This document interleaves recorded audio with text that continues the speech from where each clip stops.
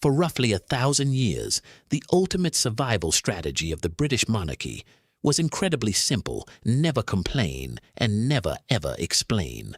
If you are caught in a scandal, you simply close the heavy oak doors of the palace, stare blankly into the middle distance, and wait.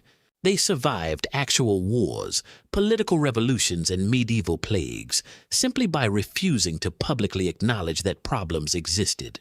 It was a masterclass in aggressive institutional silence, a 19th century public relations strategy that worked flawlessly right up until the invention of the internet.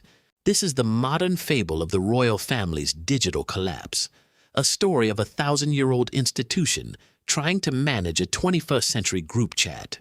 Our story begins in the pristine, perfectly manicured halls of a miniature clay palace, where the timeline of reality is carefully controlled.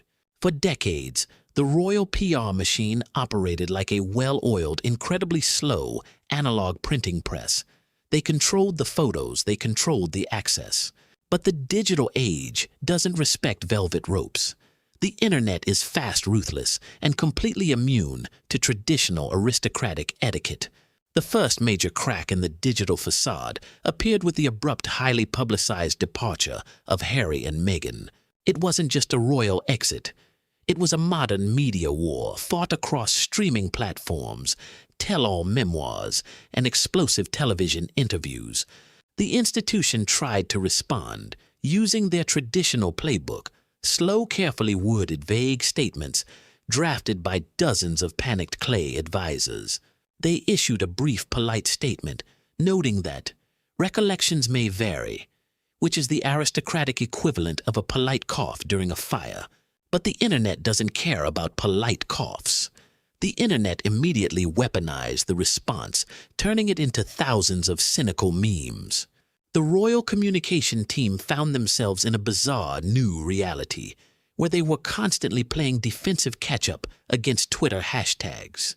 But the Harry and Meghan fallout was merely a warm-up exercise compared to the catastrophic, self-inflicted PR disaster that was about to unfold. Enter Prince Andrew, stepping out of the shadows and straight into the blinding, unforgiving spotlight of a BBC Newsnight interview.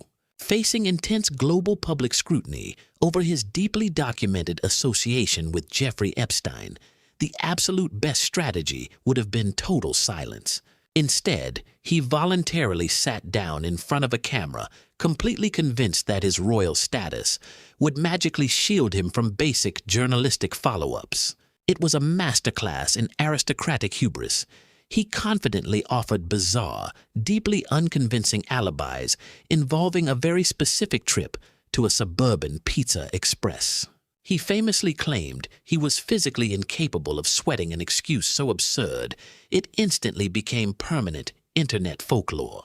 The interview was intended to clear his name. Instead, it detonated a massive, uncontrollable PR bomb right inside the palace gates. The public backlash was instantaneous and utterly devastating. You cannot never complain, never explain your